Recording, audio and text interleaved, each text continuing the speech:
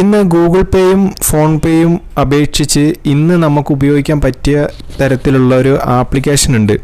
അതായത് നമ്മൾ ഏതെങ്കിലും കടയിൽ പോകാൻ നേരത്ത് നമുക്ക് പൈസ അയച്ചു കൊടുക്കാനും അതേപോലെ തന്നെ പൈസ QR കോഡ് വഴി സ്കാൻ ചെയ്തിട്ട് പേയ്മെൻറ്റ് ചെയ്യാനൊക്കെ പറ്റുന്ന ഒരു ആപ്ലിക്കേഷൻ. അപ്പം നിങ്ങൾ പറയും അങ്ങനെയാണെന്നുണ്ടെങ്കിൽ ഗൂഗിൾ പേയും ഫോൺ പേ ഒക്കെ ഇത് ഉപയോഗം തന്നെയല്ലേ ഉള്ളതെന്ന് പറയും.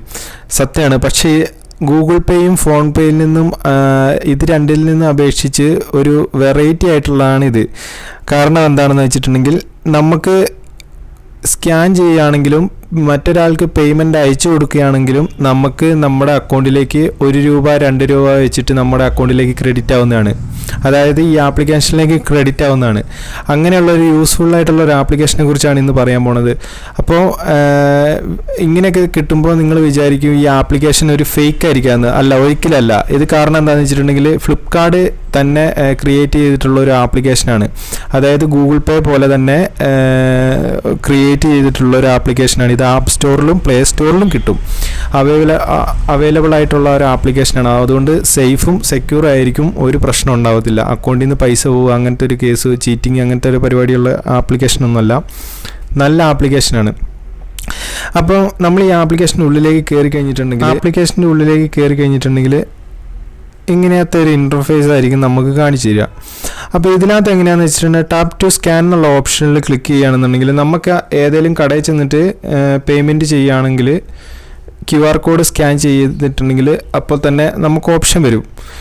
എത്ര രൂപയാണെന്നുണ്ടെങ്കിൽ നമുക്ക് പേയ്മെൻറ്റ് ചെയ്യാൻ വേണ്ടിയിട്ട് പറ്റും. ഗൂഗിൾ പേയിൽ എന്താണോ ഉള്ളത് അതേ ഫീച്ചർ തന്നെയാണ് ഇതിനകത്തുള്ളത്. ഇതിൽ ഇല്ലാത്തതെന്ന് പറയാനായിട്ട് നമുക്ക് മൊബൈൽ റീചാർജ്, അതേപോലെ തന്നെ ഇലക്ട്രിക് ബിൽ റീചാർജ്, അങ്ങനെയുള്ള TV റീചാർജ്, അങ്ങനെയുള്ള കാര്യങ്ങളൊന്നും ഇതിനകത്ത് നടക്കില്ല. അങ്ങനെയൊന്നും നമുക്ക് പറ്റില്ല. പക്ഷേ ഫോൺ ടു ഫോൺ പേ ചെയ്യാം. QR കോഡ് വഴി സ്കാൻ ചെയ്ത് പേ ചെയ്യാം. അതേപോലെ തന്നെ നമുക്ക് ബാങ്കിൻ്റെ പാസ്ബുക്കിലുള്ള അക്കൗണ്ട് നമ്പറും IFSC കോഡും അതൊക്കെ ഉണ്ടെന്നുണ്ടെങ്കിൽ അങ്ങനെ നമുക്ക് ബാങ്ക് വഴി ട്രാൻസാക്ഷൻ നടത്താൻ വേണ്ടിയിട്ട് സാധിക്കും.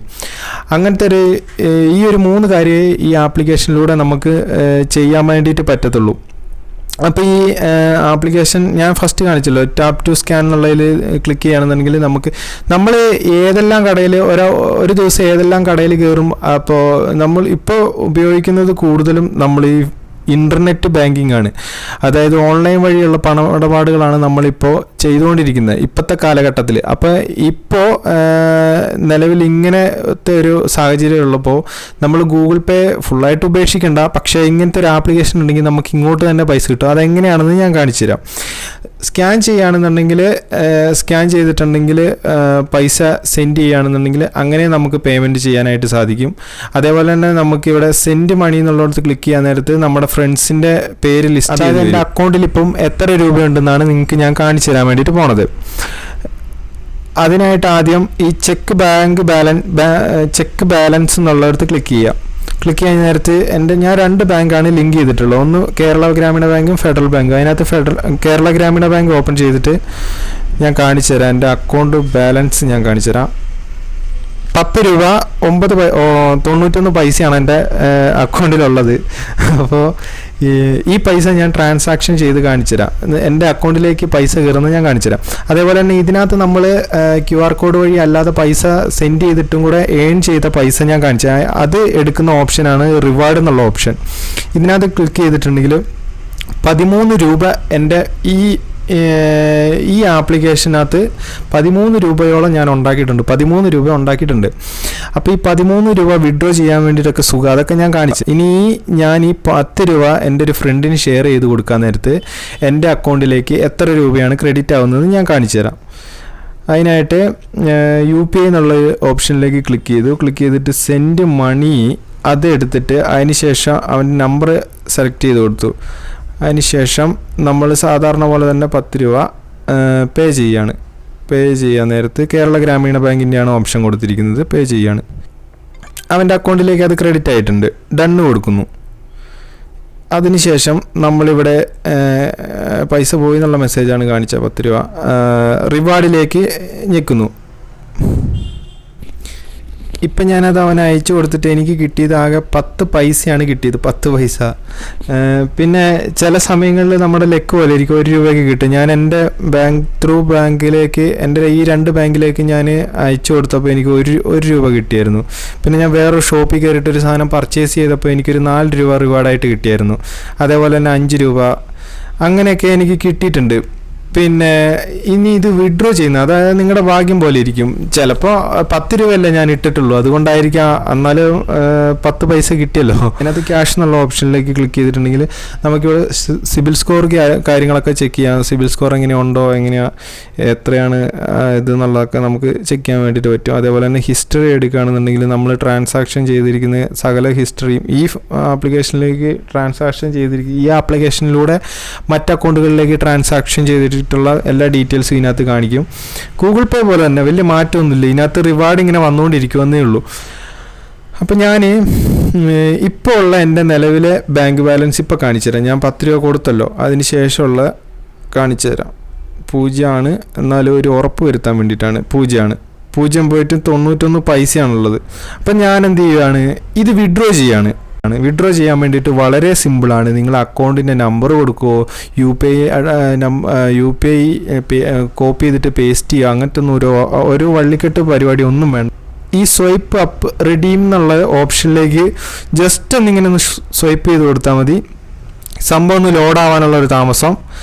ആദ്യം കാണിച്ച 13 രൂപ എന്തിൻ്റെ ആണെന്ന് വെച്ചിട്ടുണ്ടെങ്കിൽ ഞാൻ ഇതിന് മുമ്പ് ടെസ്റ്റ് ചെയ്യാൻ വേണ്ടിയിട്ട് 2 രൂപ ഞാൻ എടുത്തിരുന്നു, അതാണ് 13 രൂപ കാണിച്ചത്. ഇപ്പോൾ 11 രൂപയാണ് എൻ്റെ അക്കൗണ്ടിൽ ഉണ്ടായിരുന്നത്. അതിനകത്ത് 11 രൂപ കറക്റ്റായിട്ട് തന്നെ കയറിയിട്ടുണ്ട്. അവർ 1 രൂപ പോലും എൻ്റെ കയ്യിൽ നിന്ന് എടുത്തിട്ടുമില്ല, ഒന്നുമില്ല. നമ്മൾ എത്രയാണോ ഏൺ ചെയ്യുന്നത് അത്ര തന്നെ പൈസ. അപ്പോൾ കണ്ടോ, മേളിൽ കേരള ഗ്രാമീണ ബാങ്ക് എന്നൊക്കെ പറഞ്ഞിട്ട് എനിക്കൊരു നോട്ടിഫിക്കേഷൻ വന്നിട്ടുണ്ട്, മെസ്സേജ് വന്നിട്ടുണ്ട്, 11 രൂപ കയറിയിട്ടുണ്ട്. അപ്പോൾ ടണ്ണ് കൊടുത്തു. ഞാൻ എൻ്റെ ബാലൻസ് കാണിച്ചു തരാം. ഇതിനകത്തിപ്പോൾ ക്യാഷ് ഇല്ല. റെഡീം 13 രൂപ 10 പൈസ എഴുതി കാണിച്ചിട്ടുണ്ട്. 13 രൂപ ഞാൻ ഇതിന് മുമ്പ് 2 രൂപ ഞാൻ വിഡ്രോ ചെയ്തിരുന്നു, അതാണ് 13 രൂപ എന്ന് കാണിച്ചിരിക്കുന്നത്.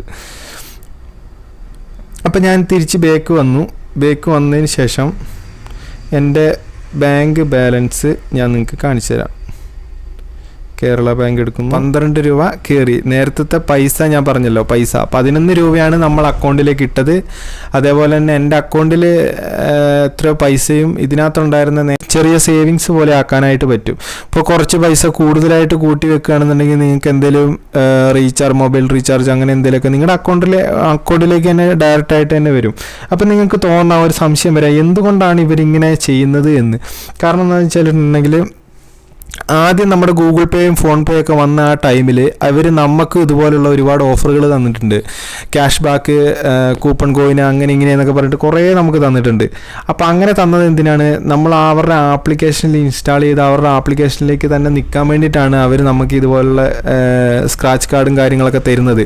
അപ്പോൾ ഇതേ കാര്യം തന്നെയാണ് ഇവരിവിടെ പ്രയോഗിച്ചിരിക്കുന്നത്. ഇവരെന്തിനാണ് ഈ പൈസ തരുന്നതെന്ന് വെച്ചിട്ടുണ്ടെങ്കിൽ ഇവരുടെ ഈ ആപ്ലിക്കേഷൻ ഉപയോഗിക്കാൻ, ഇവരുടെ ആപ്ലിക്കേഷനിലൂടെ നമ്മൾ ട്രാൻസാക്ഷൻസ് കൂടുതൽ നടത്താനും വേണ്ടിയിട്ടാണ് ഇവരിങ്ങനെ പൈസ നമുക്ക് തരുന്നത്. അല്ലാതെ പ്രത്യേകിച്ച് വേറെ ഉദ്ദേശങ്ങളൊന്നും ഇവർക്കില്ല.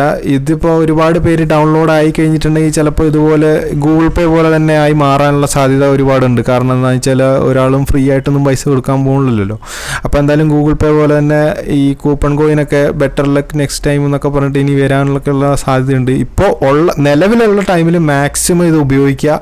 പൈസ എത്രത്തോളം കിട്ടുമോ അത്രത്തോളം മേടിച്ചെടുക്കാൻ വേണ്ടിയിട്ട് ശ്രമിക്കുക. അപ്പം ഈ വീഡിയോ ഇഷ്ടമായെന്ന് വിചാരിക്കുന്നു. അടുത്തൊരു വീഡിയോ ആയിട്ട് കാണുന്നവരെ എല്ലാ കൂട്ടുകാർക്കും ബൈ ബൈ.